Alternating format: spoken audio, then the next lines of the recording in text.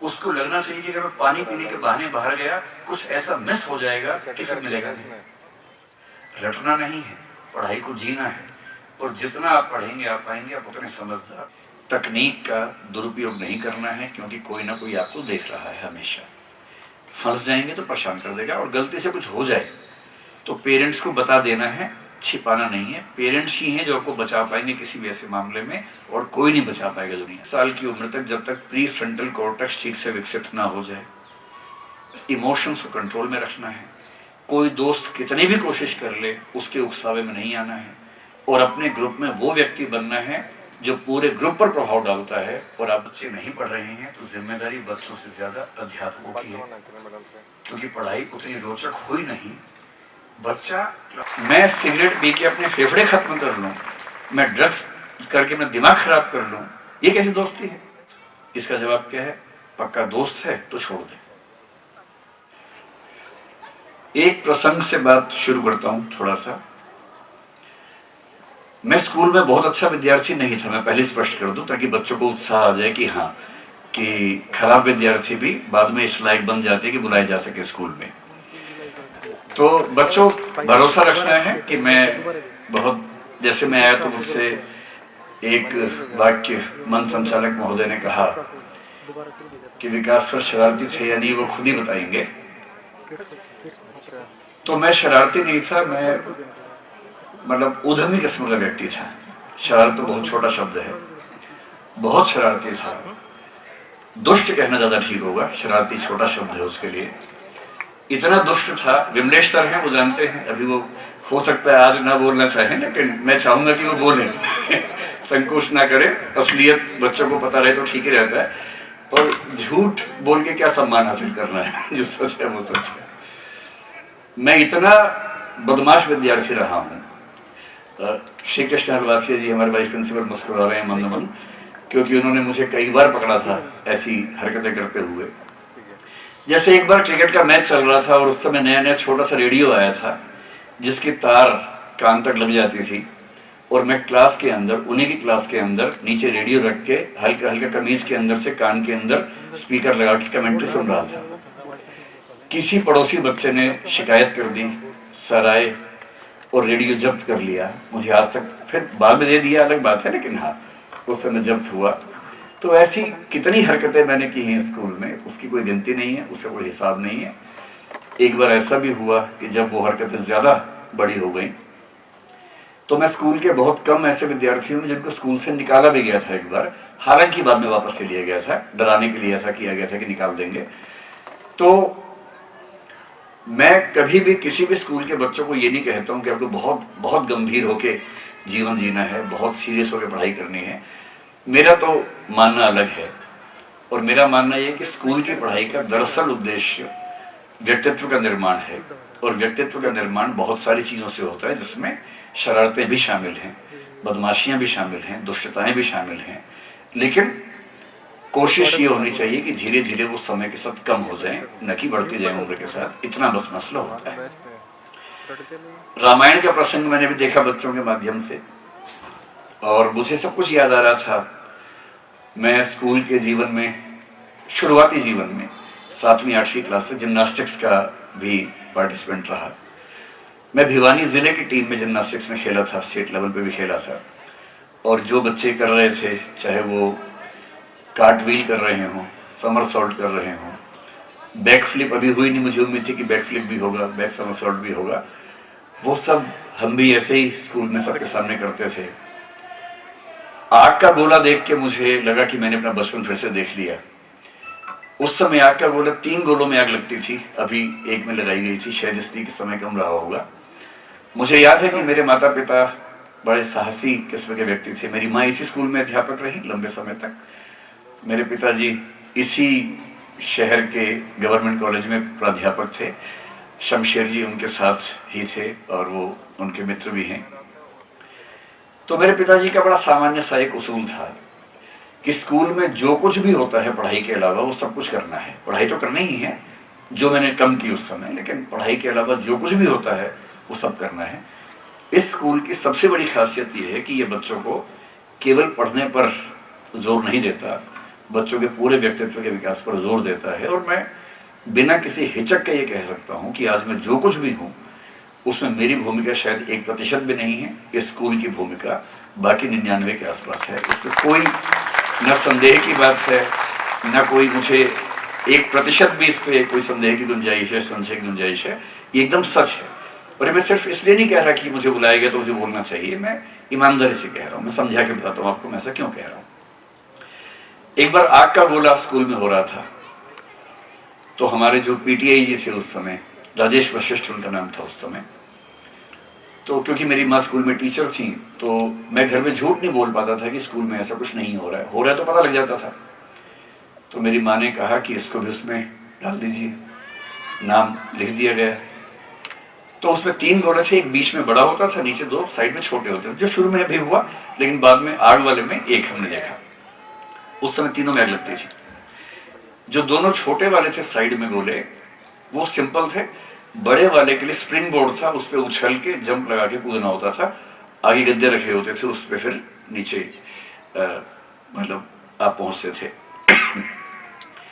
तो जब पहली बार मैं उसमें गया तो मुझे साइड वाले में जगह मिली। मैं साहसी ठीक ठाक था बचपन से, क्योंकि मैंने ऐसी कई लड़ाइयां, हरकतें, दुष्टताएं की हैं कि साहस तो आ ही जाता उन सब करते करते। लेकिन जिस दिन वो प्रोग्राम हुआ, एनुअल डे था स्कूल का, प्रैक्टिस हमने 10 दिन की थी, पर प्रैक्टिस में आग लगाई नहीं गई थी। ये कहा गया था कि आग लगाएंगे इसमें, और एक दिन पहले हल्की सी आग लगा के प्रैक्टिस करवाई गई थी। वो हल्की सी आग थी, हमें डर लगा नहीं उससे। जिस दिन वास्तविक एनुअल डे था, उस दिन जब आग लगी, आग थोड़ी ज्यादा लग गई उस दिन। वो मिट्टी का तेल थोड़ा ज्यादा छिड़क दिया और जब आग लगी तो ऐसा लग रहा था कि मौत के मुंह में धकेल रहे हैं। और मुझे इतनी घबराहट हुई, मुझे अच्छे से याद है, मैंने पीटीआई सर से कहा, सर मेरे पेट में दर्द है, मेरे सिर में दर्द है, मेरा मन नहीं हो रहा जाने का। पर वो तो परफॉर्मेंस का समय है, पूरा स्कूल देख रहा है, बाहर के लोग आके देख रहे हैं। तो फिर उन्होंने इतना ही कहा कि देखो, डर जाओगे तो हमेशा डरते रहोगे, एक बार हिम्मत कर लोगे तो डर खत्म हो जाएगा। तो मैंने हिम्मत की, और उसके बाद मैं लगभग 4-5 साल तक हर साल आकर गोला करता रहा, पहले साइड में, फिर बीच वाले में। और क्योंकि मैं जिम्नास्ट भी था तो स्प्रिंग बोर्ड पे जंप लगा के कूदना और आगे गिरना हमारे लिए बहुत सामान्य बात थी। और वो साहस आज तक मेरे काम आता है। जब मैंने आईएएस सलाइड की नौकरी छोड़ी तो वो साहस कहीं और से नहीं आया था, शायद आग के गोले से ही आया होगा, क्योंकि ये साहस ऐसे पैदा नहीं होता है। आप जब बचपन में सीखते हैं, वहीं से तो आपके व्यक्तित्व में चीजें आती हैं, और कहां से आती हैं।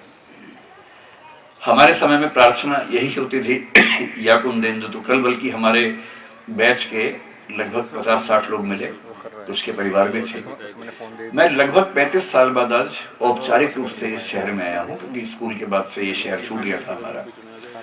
बीच में एक बार मेरे बेटे ने जब वो 10 साल का हुआ तो उसको फादर्स डे पर मैं घुमाने के लिए शहर में लाया, चुपके से, किसी को बताया नहीं। पूरा शहर घुमाया, अपना घर दिखाया। स्कूल के बाहर आके मैंने जो चौकीदार थे उनसे रिक्वेस्ट की, मेरी पत्नी ने, कि हम इसी स्कूल से पढ़ें, और बेटा देखना चाहता है कि बाप कहाँ पढ़ा था। तो परमिशन मिल गई, तो हम स्कूल के अंदर भी आए और करीब 1-आध घंटा सारी क्लासरूम्स वगैरह उसको दिखा के फिर यहाँ से गए थे। लेकिन घोषित रूप से, औपचारिक रूप से मैं 35 साल के बाद ही इस शहर में आया हूँ। हमारे समय में प्रार्थना बड़ी लंबी होती थी, उसमें यम वैदिका मंत्र, मतलब ऋषभ पुराण, वो एक लंबा मंत्र था। उसके बाद या कुंदेंदु था ही। तो आज मैंने देखा कि हमारे समय से और ज्यादा एवोल्यूशन हो गया है। हमारे समय में बच्चे हारमोनियम बजाते थे, लेकिन एक बच्चा हारमोनियम बजाए, 4 बच्चे तबला बजाएं, 4 बच्चे ढोलक पे हों, 2 और 2 4 बच्चे कॉन्गो पर हों, 2 बच्चे सिंथेसाइजर पर हों, इतना भव्य ऑर्केस्ट्रा एक साथ। इसका मतलब है कि स्कूल में अभी भी बच्चों को एक्स्ट्रा करिकुलर एक्टिविटीज के लिए बहुत ज्यादा प्रेरित किया जा रहा है। और मेरा मानना है कि स्कूल का मूल काम यही है, और मैं बहुत निश्चिंत हूँ। और मुझे आज लगा, हमारा बच्चा दिल्ली में पढ़ा, दिल्ली के एक अच्छे स्कूल में पढ़ा, पर मुझे हमेशा से ऐसा लगता है कि वो बड़े बड़े एलीट स्कूल जो दिल्ली और महानगरों में हैं, वो दरअसल इस स्कूल के सामने बहुत छोटे पड़ते हैं, क्योंकि उतना सिखा नहीं पाते जितना दरअसल एक बच्चे को अपने स्कूल में सीखना चाहिए।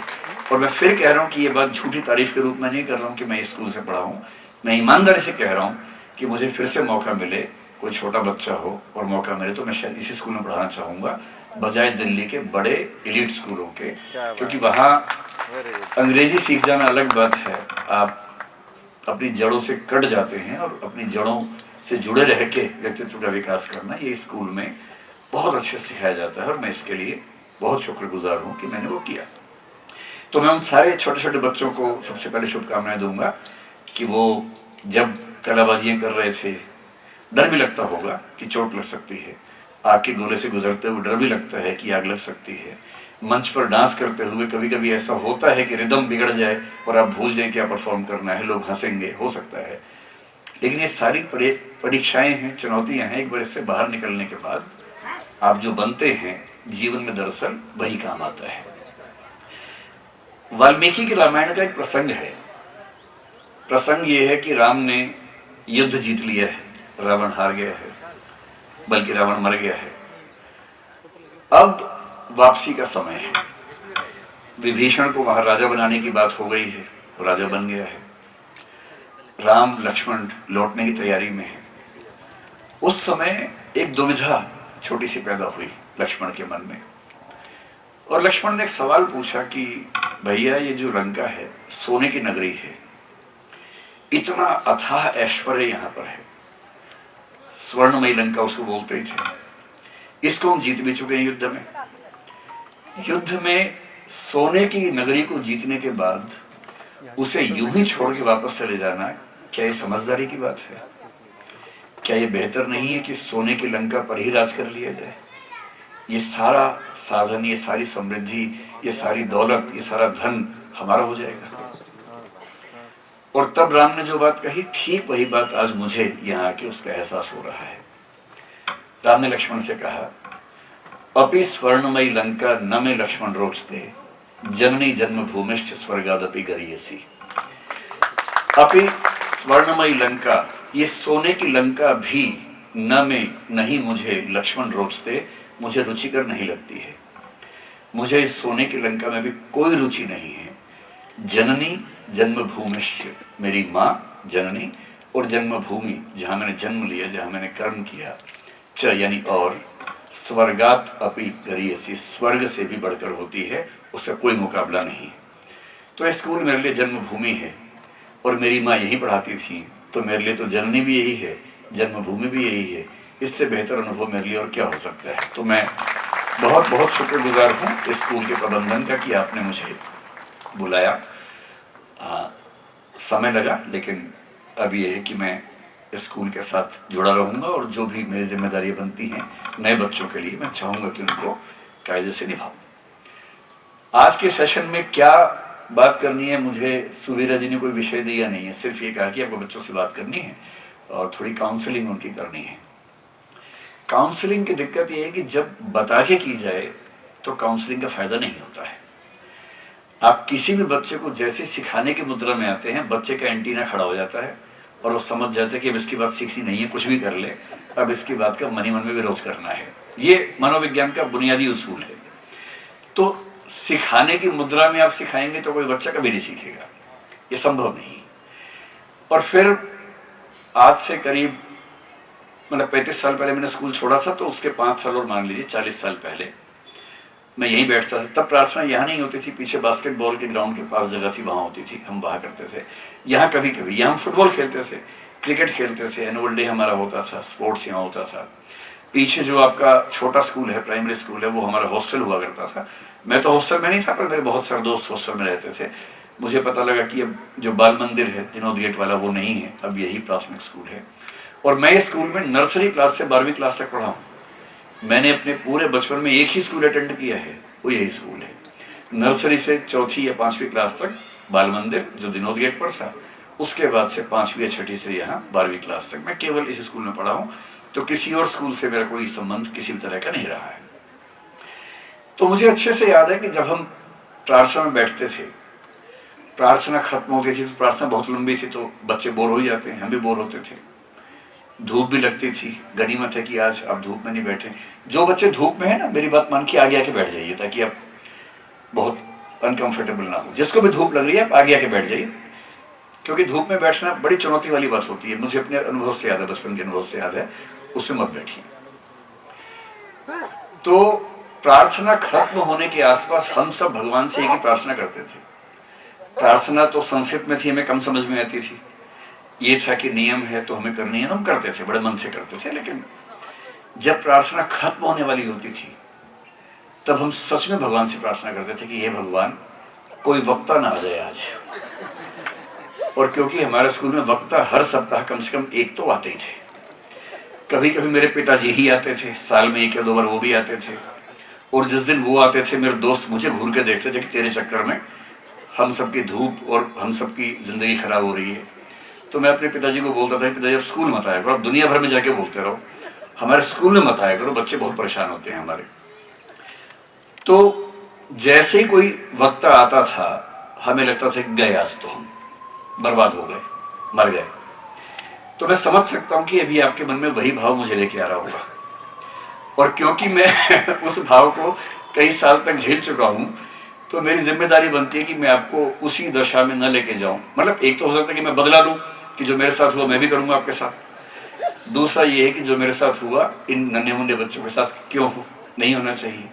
तो बच्चों, मैं आपको एक संकेत कर रहा हूं। मैं तो क्योंकि IAS के लिए पढ़ाता हूं, वहां हमारी क्लास 3 घंटे, 6 घंटे, 9 घंटे की होती है। कभी कभी 7-8 घंटे हमें बिना ब्रेक की क्लास लेनी होती है। तो हम तो उस चीज के अभ्यस्त हैं। लेकिन छोटे बच्चों को ज्यादा बताना ठीक नहीं होता है। तो जब भी आपको लगे ना कि ज्यादा हो रहा है, आप मुझे ऐसे हाथ हिला देना। टीचर्स को नहीं पता लगेगा, मुझे पता लग जाएगा और मैं तुरंत अपनी स्पीच बंद कर दूंगा। आप डरना मत, है ना। आज आपके मेरे बीच का संवाद है, तो आप तय करेंगे कि कितनी बात करनी है। अभी मत करो यार, थोड़ा सा तो रुक जाओ। ये तो बदमाश अभी से कर रहा है।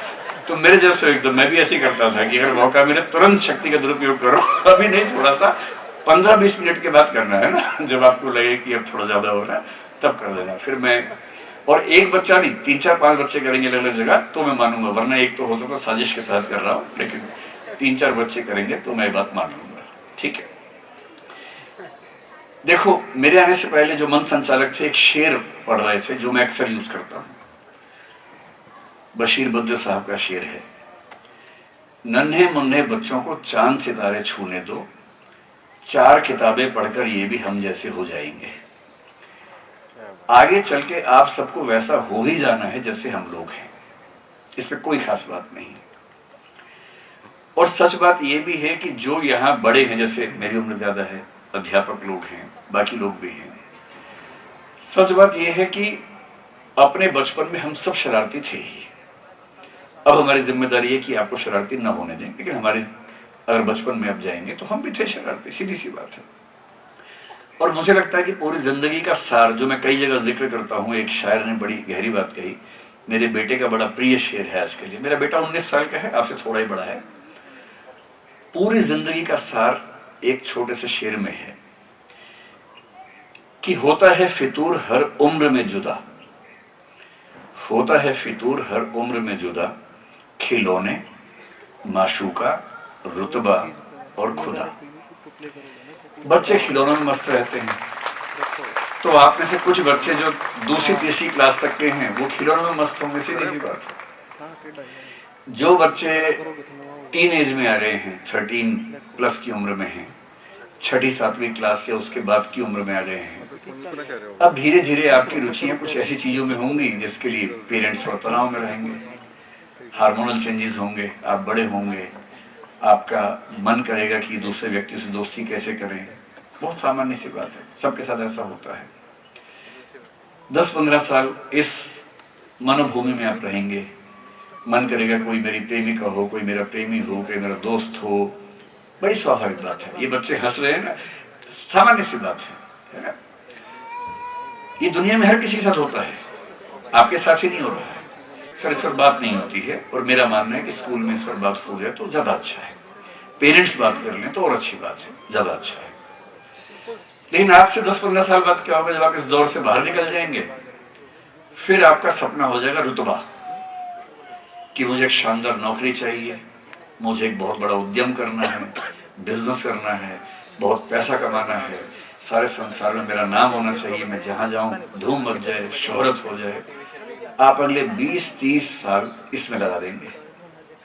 फिर आपकी उम्र होने लगेगी 45-50 के आसपास। जिसको भारत में कहते हैं कि पहले 25 साल ब्रह्मचर्य के हैं, अगले 25 साल गृहस्थाश्रम के हैं।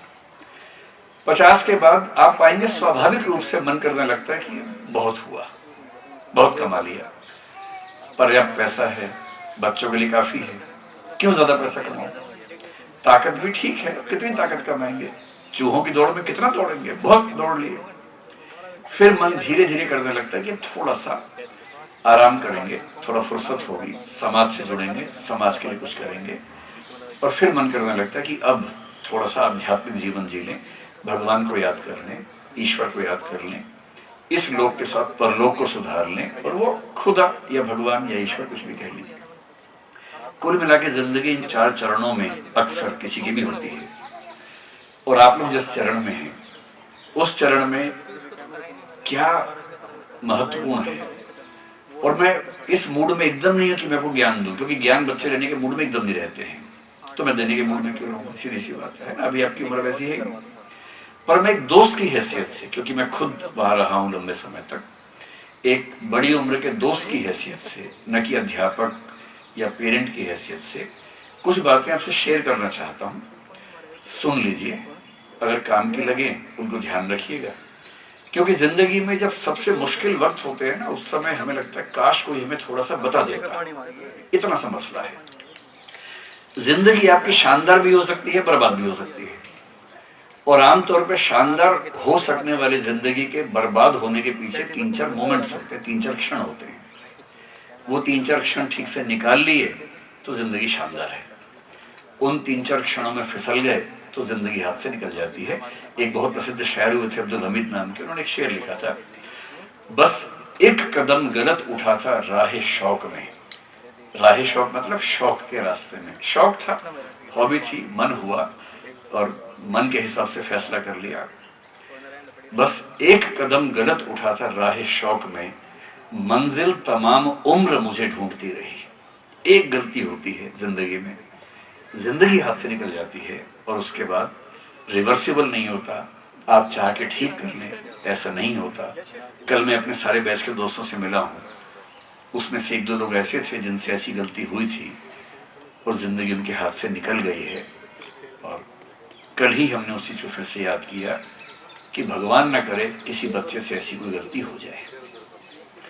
हमारे बैच का एक बहुत होनहार बच्चा था, बहुत होनहार। कुछ भावनात्मक क्षण उसकी जिंदगी में ऐसे है कि वो झेल नहीं पाया। मेरे ख्याल से हमारे बैच के सबसे अच्छे 3-4 बच्चे का ढूंढने, मैं तो कहीं नहीं था, लेकिन जो 3-4 सबसे अच्छे बच्चे थे उनमें से एक वो था।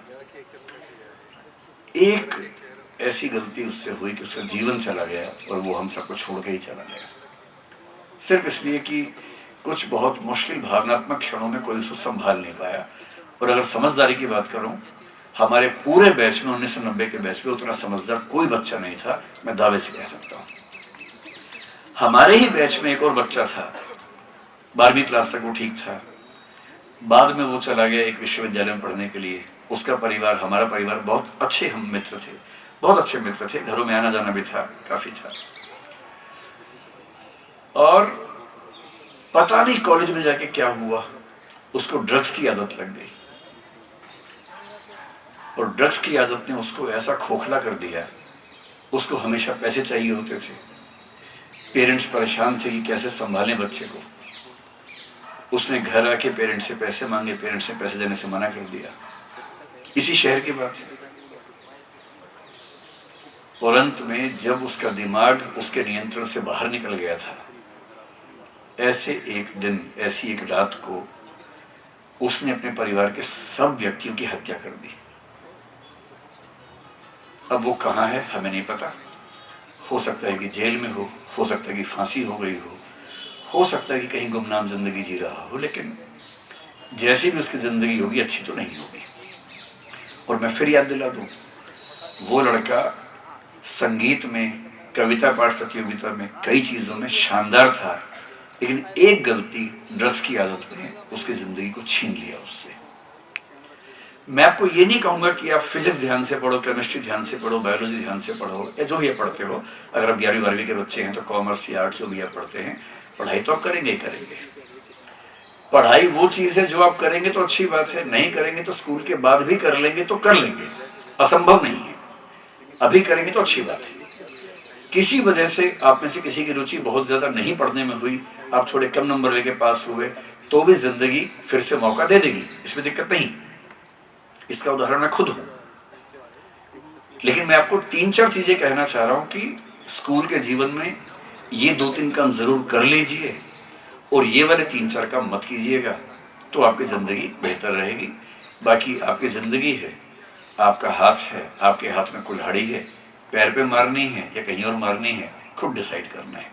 पेरेंट्स कितनी भी कोशिश कर लें, टीचर्स कितनी भी कोशिश कर लें, बच्चों को समझाना, वो भी 10-11-12 की उम्र के बाद के बच्चों को समझाना आसान नहीं होता है।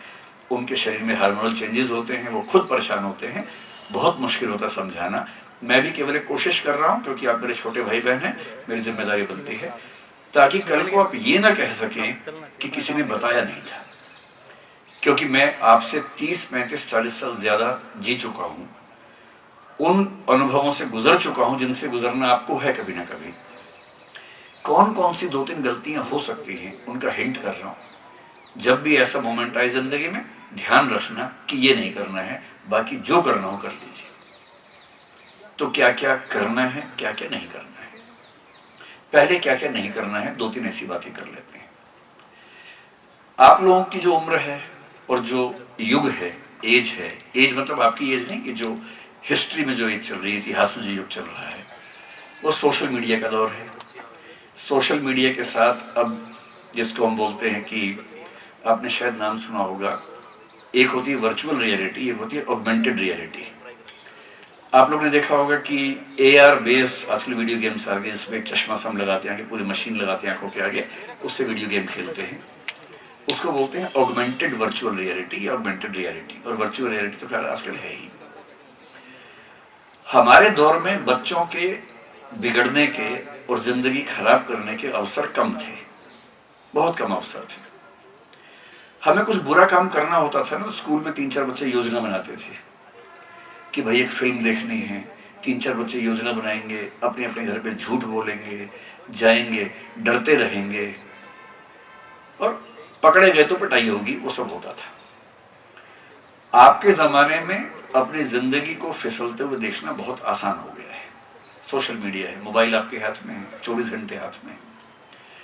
अब ऑस्ट्रेलिया की सरकार ने फैसला किया 4 दिन पहले कि 16 साल तक के बच्चों को सोशल मीडिया पे एक्सेस जीरो कर दी है, एब्सोल्युटली जीरो कर दी है। मेरा मानना है कि यहां भी होना चाहिए, क्योंकि उस उम्र में बच्चों में इतना विवेक नहीं है कि वो समझ सके कि क्या देखना है क्या नहीं देखना है। हो सकता है कि ऑस्ट्रेलिया के एक्सपेरिमेंट के बाद भारत की सरकार भी ऐसा फैसला ले, पर क्योंकि नेपाल में ऐसा हुआ था और नेपाल में दुर्घटनाएं घट गई थी, तो सरकारें डरती भी हैं, तो सही समय पे शायद सरकार को ऐसा फैसला करेगी। मैं तो इस समर्थन में हूं कि ऐसा होना चाहिए। बच्चों को अनकंट्रोल्ड एक्सेस और सोशल मीडिया नहीं देना चाहिए, पर अभी तो हमारे पास वो एक्सेस है ही। सोशल मीडिया की दुनिया में आप जब वीडियो देख रहे होते हैं, आपका मन चंचल है, उम्र ऐसी है, हार्मोन बदल रहे हैं, माँ बाप से झगड़ा होता है। आज इसके बाद पेरेंट्स के साथ मेरा सेशन है, मैं पेरेंट्स को भी कई बातें बताने वाला हूं कि इस उम्र के बच्चों को डील करना वैसा नहीं है जैसा पिछली उम्र के बच्चों को डील करना था। बहुत अंतर आ गया है, उस अंतर को समझना बहुत जरूरी है। लेकिन मैं आपसे कह रहा हूं कि सोशल मीडिया का एक्सेस है, ठीक है, आप उस पर अच्छे वीडियोस भी देखते होंगे, कुछ खराब कंटेंट भी सामने आता ही होगा, देख लेते होंगे।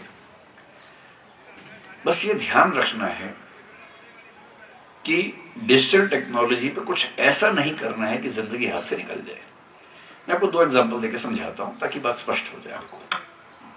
और मैं जो कुछ भी कह रहा हूं, मैं एग्जांपल जानता हूं, रियल एग्जांपल जानता हूं, नाम मैं किसी का बोलूंगा नहीं, क्योंकि किसी की राइट टू प्राइवेसी है, उसकी भी निजता का अधिकार है, तो मैं किसी का नाम नहीं बोलूंगा, लेकिन हाँ संकेत से समझाऊंगा क्या क्या होता है।